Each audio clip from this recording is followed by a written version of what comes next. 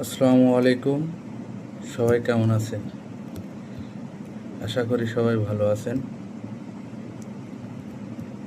আজকে একটা কথা আসলে শেয়ার না করলেই নয়। মালয়েশিয়ায় বাংলা এজেন্ট এরা যে কতটা খতরনাক হতে পারে, আসলে যারা এই যন্ত্রণায় জ্বলছে তারা ছাড়া কেউ বলতে পারবে না।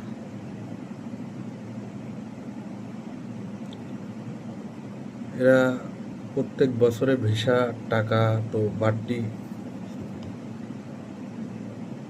দিতেই হয়।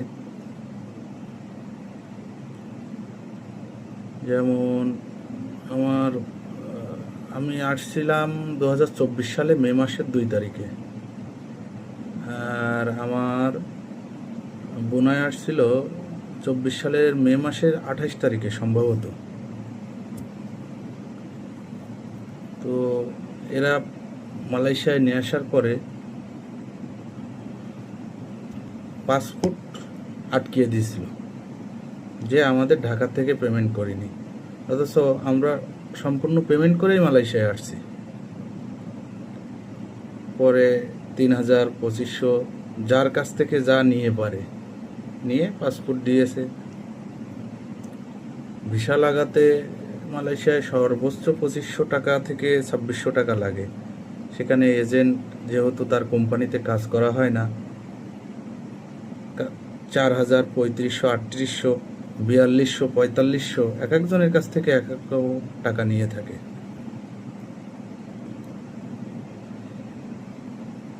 তো আমার বোনার ভিসা প্রথমবার লাগাতে লাগাতে গেলাম, বলে 4800 ভিসার টাকা আর ডিপোজিট দিতে হবে 500 টাকা। যাই হোক, কিছু করার নেই, লাগাই নিয়ে আসলাম। তো এইবার ভিসা লাগাতে গেছি, সেখানে গিয়ে কথাবার্তা বলছে, তো বলে 6,700 টাকা লাগবে। একটা নতুন মানুষ এসে কত টাকা কামায় মালয়েশিয়ায় কোন? আমি বললাম কিসের 6,700 টাকা? বলে ভিসার টাকা 4800 আর ইপিএফ লাগবে। তো ইপিএফ 1 বছরের 816 টাকা না কত টাকা হয়।